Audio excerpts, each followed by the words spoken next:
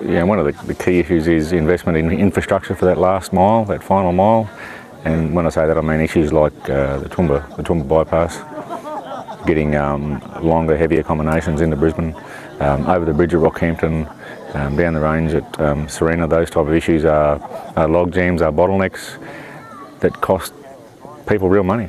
In their pocket. So if we can increase the number of livestock units per prime mover combination, it obviously becomes cheaper and more efficient. I believe that some of the biggest issues we've got of today is not getting accessibility for the producer and getting the utilisation of a better combination of vehicles, which is one of the biggest areas we're working on at the moment, is getting bigger combinations, better combinations, safer combinations to get our product from farm to plate as such, yeah. When you talk about combinations, just for people who don't understand what that means, can you explain that? Well, for example, we have got the Type 1 road trains, the B doubles, which most people are familiar with. Type 2 road trains are the 3 trailer combinations.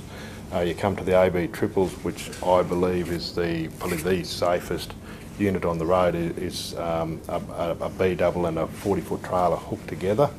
It's equivalent in the livestock terms as a 5-deck unit. Instead of a 3-deck or 4-deck, it's a 5-deck unit. So you're just getting a lot more productivity. It's a lot easier at uncoupling stations to break down and move forward with them. By going into better and safer combinations of vehicles, yes, they might be longer, they might be a bit bigger and longer, but the safety issue is paramount to everything before we even start on that thing. And a simple task we put together, coming from Roma sale yards and the local feedlot out there, in any one year, by going from B doubles into a AB combination, we could save 1,752 truck movements in any one year between Toowoomba and Roma. So it's decreasing... It's decreasing the amount of traffic on the road by putting bigger and better units on the road. As a producer, animal welfare and the quality of the product is obviously pretty important. So every time we have to reduce the combination size of a truck combination by cross-loading livestock into another trailer, that costs dollars in terms of stress on the animal.